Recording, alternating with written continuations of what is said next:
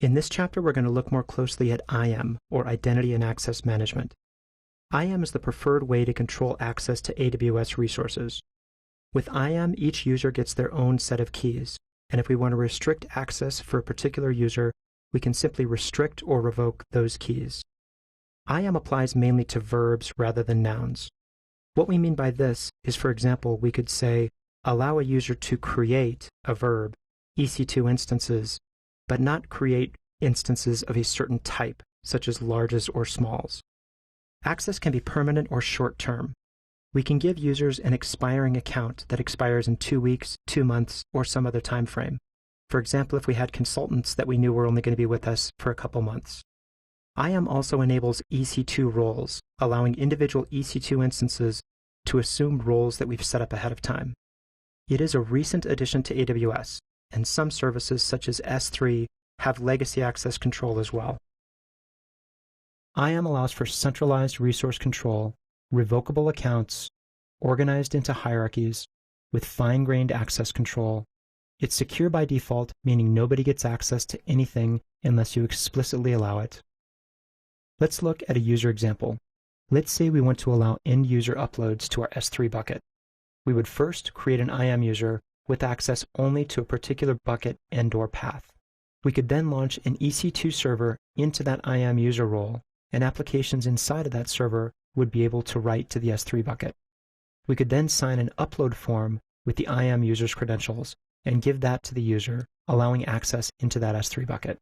The benefits are we've got an extremely fine-grained access control to a very specific resource.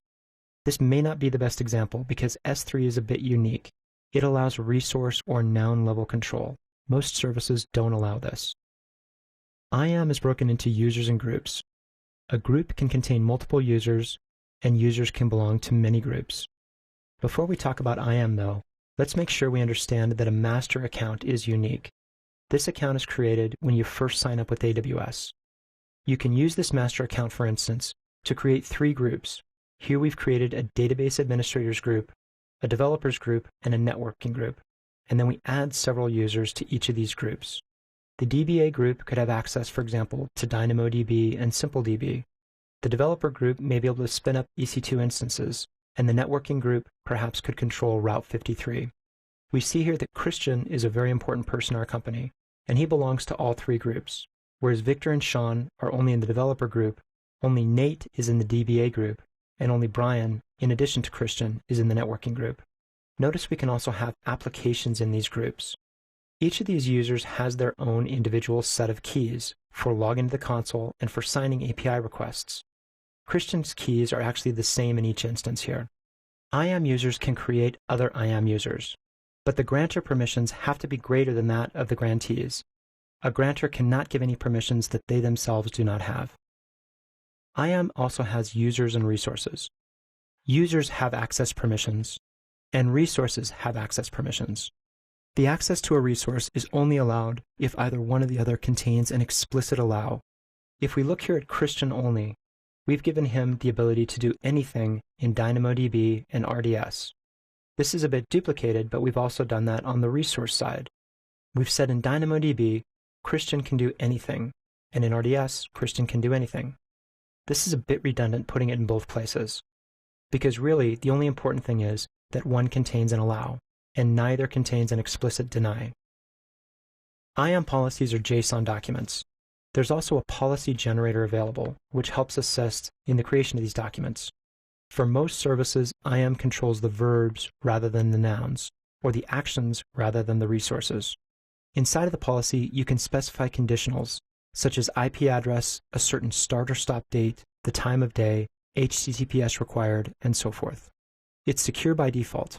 It requires an explicit allow be present in the policy.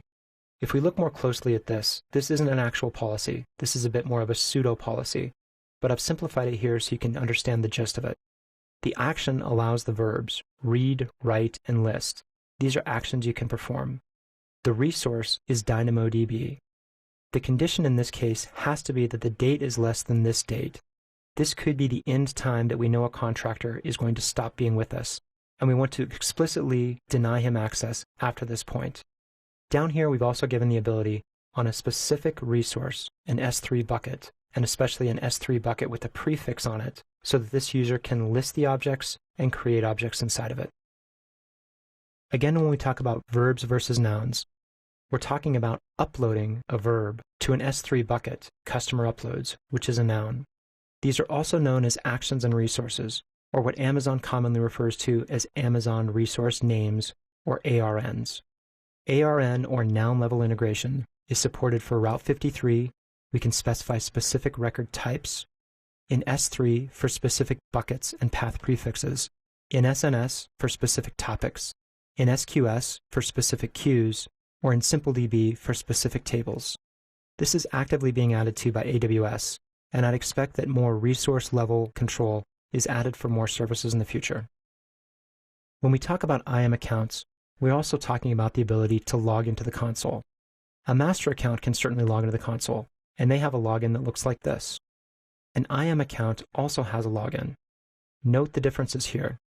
In the IAM account case, we're specifically saying that this is an IAM user, and we're allowing the user to log in for a specific URL. Logging in with the master account is akin to logging in as root on a Linux server. Be very careful logging in with the master account. The console login can also be controlled by expiring STS credentials or use MFA or multi-factor authentication.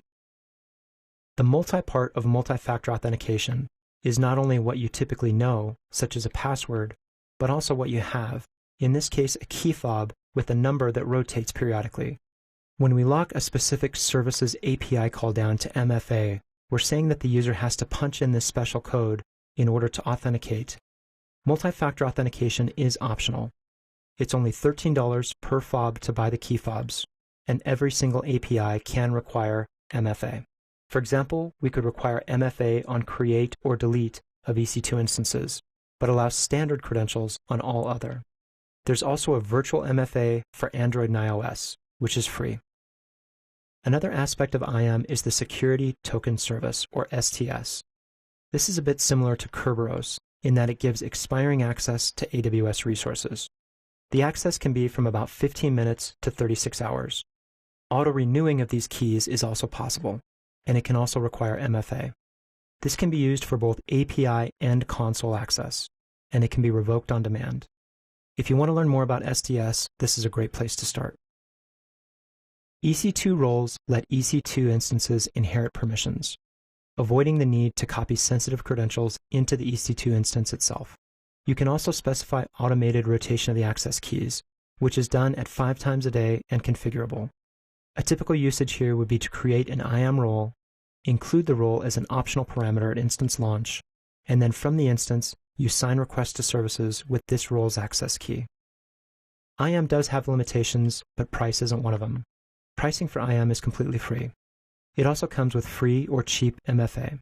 It does, however, have a 5,000 permanent IAM user account limit, but you can create a limitless number of federated accounts. IAM allows for only 250 roles per account. This is a soft limit and it can be raised by contacting AWS and asking for it to be raised. The tokens in STS will expire from 15 minutes to 36 hours, and there's no limit to the number of roles a user or an EC2 can assume. Some of the best practices in IAM are first to create a root IAM user, and then never use your master account again. You could copy your master credentials onto a USB and put that in a safe somewhere to make sure you never lose it.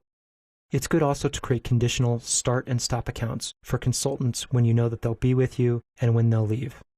It's important to leverage expiring accounts wherever possible, which have no limit to the number of users. It's good to use EC2 rules for great security inside of your instances. You can provision by access type, in which case you would have a DBAs group that allows for Dynamo and RDS access for specific users, and perhaps EC2 for developers. Another good practice is to provision your overall master accounts by environment. Create a separate account for production, dev, and test. For more best practices, this is a great URL to visit. In summary, IAM controls access to AWS resources and the console. It applies mainly to verbs rather than nouns. Each IAM user has their own credentials, and IAM can provide long or short-term access. It enables EC2 roles, and it's a fairly recent addition to AWS. Keep checking in for evolution inside of IAM for expanding feature and service support.